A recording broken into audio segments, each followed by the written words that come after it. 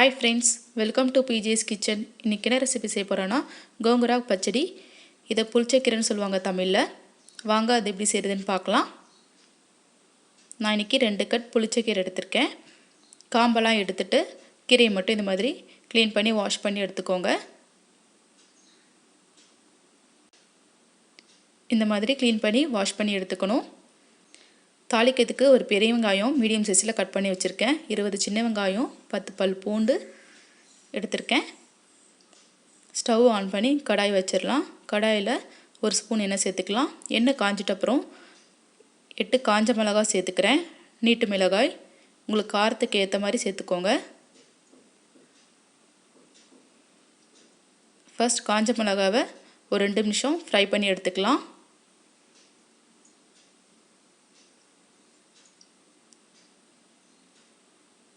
Fry ஆயிடுச்சு. இதை ஒரு பிளேட்டில் எடுத்து வச்சுக்கலாம்.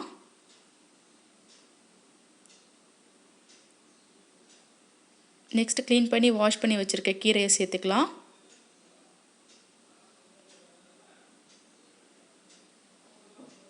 கீரை ஃபஸ்ட்டு சேர்க்கும் போது அதிகமாக இருக்கிற மாதிரி தான் இருக்கும். கீரை நல்லா வதங்கிட்ட அப்புறம் கம்மியாயிடும்.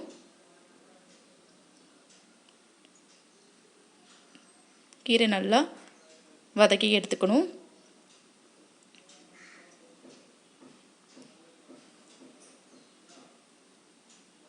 இந்த அளவுக்கு வதக்கி எடுத்துக்கோங்க. தண்ணி எதுவும் இருந்தால் தண்ணி நல்லா ட்ரை ஆகிற வரைக்கும் வதக்கி எடுத்துக்கணும்.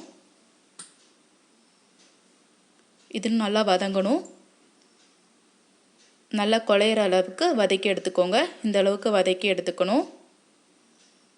வதங்கிருச்சு. ஸ்டவ் ஆஃப் பண்ணிவிட்டேன். நெக்ஸ்ட் வறுத்து வச்சுருக்க காஞ்ச மிளகாவை மிக்ஸி ஜாரில் மாற்றிட்டு இதோட நல்லா அரைச்சி எடுத்துக்கலாம். அரைச்சி எடுத்துட்டு அப்புறம் வதக்கி வச்சுருக்க கீரையை மிக்ஸி ஜாரில் மாற்றிக்கோங்க.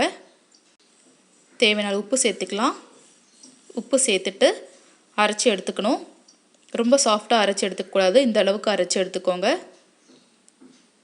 நெக்ஸ்ட் தாளிச்சிடலாம். கடாயில் 2 ஸ்பூன் எண்ணெய் சேர்த்துக்கலாம். எண்ணெய் காஞ்சிட்ட அப்புறம் 1 ஸ்பூன் கடுகு சேர்த்துக்கிறேன்.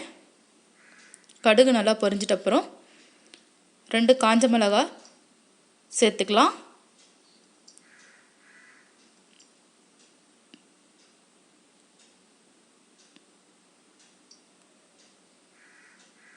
நெக்ஸ்ட் எடுத்து வச்சுருக்க வெங்காயம் எல்லாம் சேர்த்துக்கலாம். வெங்காயம் ரொம்ப வதங்க வேணாம். ஒரு 2 நிமிஷம் நல்லா வதக்கிக்கலாம். நெக்ஸ்ட் கருவேப்பிலை சேர்த்துக்கிறேன்.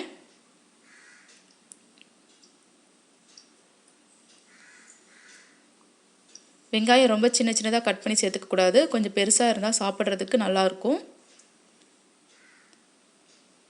நெக்ஸ்ட் பூண்டை தட்டி சேர்த்துக்கிறேன். பூண்டு சேர்த்துட்டு ஒரு 2 நிமிஷம் நல்லா வதக்கி விட்டுக்கலாம். நல்லா வதங்கிருச்சு. நெக்ஸ்ட் அரைச்சி வச்சுருக்கதை எல்லாத்தையும் சேர்த்துக்கலாம்.